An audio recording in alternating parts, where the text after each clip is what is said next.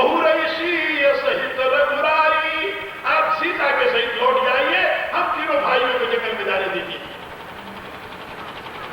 यहां पर वशिष्ठ जी ने एक बात कही थी भगवान राम से, भरत विनय सादर सुनिय करिय विचार बहोरी, कह साधु मत लोक मत निपटे निगमन चोरी।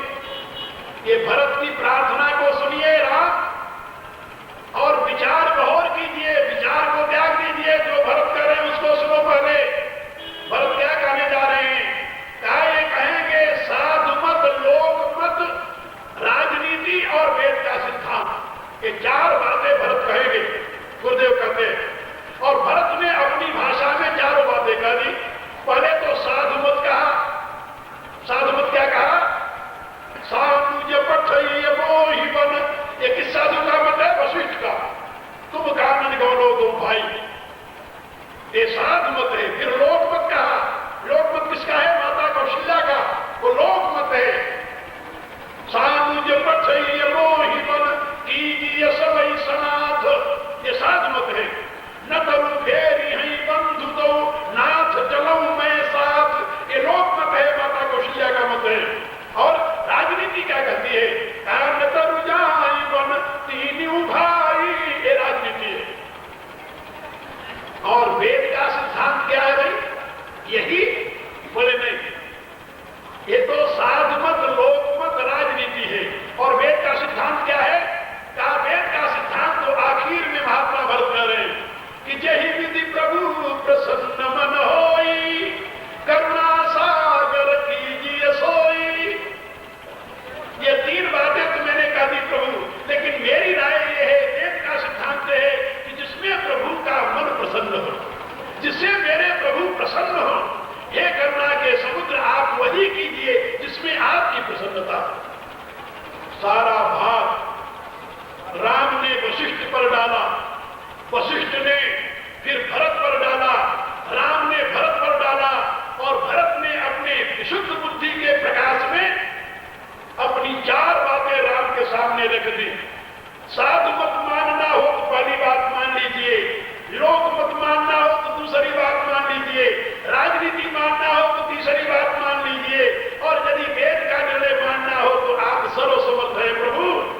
जय विधि प्रभु प्रसन्न मन होई, करुणा सागर कीजिए सोई, जिससे मेरे प्रभु का चित्त प्रसन्न हो, हे करुणा सागर आप वही कीजिए।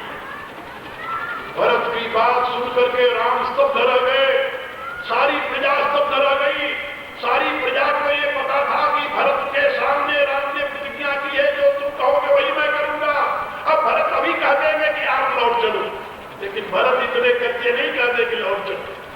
वो कहते हैं कि स्वामी को आज्ञा देना ये तो सेवक की सबसे बड़ी नीचता हो। मैं कैसे प्रभु से कह दूं कि आप लौटो? मैं तो प्रभु के सामने साधु मत लोक मत राजनीति और वेद का सिद्धांत निवेदन कर रहा हूं। इसमें जो प्रभु को प्रसन्न हो उसको स्वीकार कर ले।